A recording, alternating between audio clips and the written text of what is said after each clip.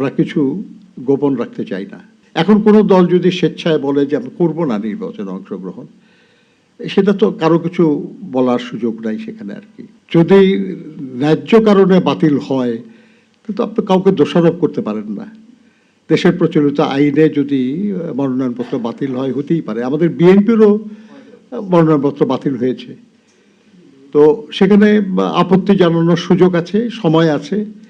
তারা নিশ্চয়ই আপত্তি জানাবেন এবং তার ভিত্তিতে হয়তো সিদ্ধান্ত পরিবর্তনও হতে পারে। আমরা মনে করি যে জনগণ সবকিছু জেনে বুঝেই যদি ভালো মনে করে তাহলে আমাদের পছন্দ করবে, আমাদের সমর্থন করবে। আর সেভাবে যদি আমরা বিজয়ী হই তাহলেই শুধু আমরা জনগণের সহযোগিতা নিয়ে দায়িত্ব পালন করতে পারব। আমাদের এই সৎ সাহস আছে যে আমাদের কোনো কৌশল নেওয়ার প্রয়োজন হবে না। আমাদের দলের নেতাকর্মীরা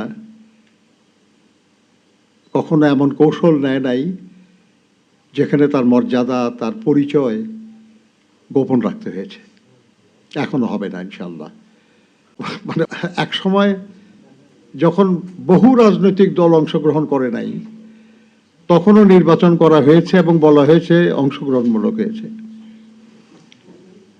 আমরা ওইভাবে বলতে চাই না, কিন্তু কিছু রাজনৈতিক দল তো আছে যাদের প্রতি জনগণের ক্ষোভ এবং ক্রোধ আছে।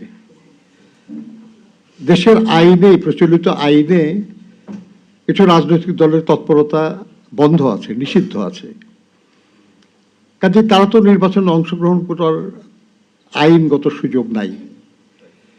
সেরকম না থাকলে পরে তার অংশগ্রহণ না করাটাকে অংশগ্রহণমূলক নির্বাচনের পথে বাধা বা ব্যতিক্রম বলে মনে করা যায় না।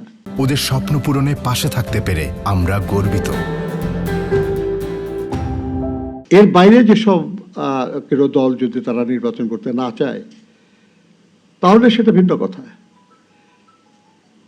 তো আমরা মনে করি যেটা সেটা হলো যে এই মুহূর্তে অবাধ সুষ্ঠু নির্বাচন অনুষ্ঠানের যে আয়োজন হয়েছে সেখানে যাদের রাজনৈতিক তৎপরতার উপর কোনো বিধিনিষেধ নাই, তাদের কারণে নির্বাচনে অংশগ্রহণ করার উপর কোনো বাধা নাই।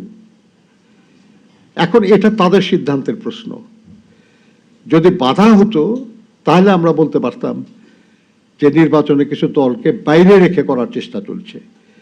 বাধা না থাকার কারণে এই কথাটা আমরা বলতে পারছি না।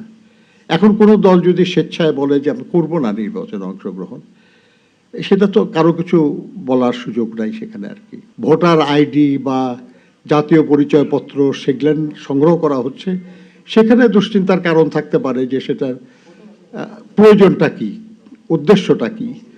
এটা আপনি যদি আপনাদের পত্রিকায় এটা কোনো নিউজ হিসেবে বললে আমি দেখি নাই এখনো। আমার মনে হয় করা উচিত যদি আপনারা সত্যি জানেন এটা, এবং সরকারের উচিত এই ব্যাপারে প্রয়োজনীয় ব্যবস্থা নেওয়া। কারণ এই ডকুমেন্টগুলি অত্যন্ত সেন্সিটিভ ডকুমেন্ট, অত্যন্ত ব্যক্তিগত ডকুমেন্ট।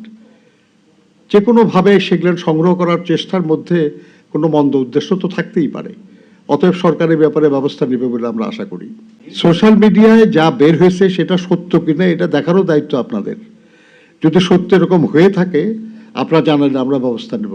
আমি যতটুকু জানি যে বিএনপির পক্ষ থেকে কোথাও কোনো সরকারি অফিসে কাউকে এই অনুরোধ করা হয় নাই যে অমুকের মনোনয়নপত্র বাতিল করবো। আর বললেই বা তারা করবে কেন? তাদেরও তো করার কথা না, এটা তারা তো সরকারি কর্মকর্তা, তারা তো কোনো আমার দলের কর্মী না তারা। কাজেই প্রথম পয়েন্ট যেটা সেটা হলো সোশ্যাল মিডিয়ায় কেউ একজন লিখেছে, ওটা নিয়ে কাউকে অভিযুক্ত করা বোধহয় সঙ্গত না।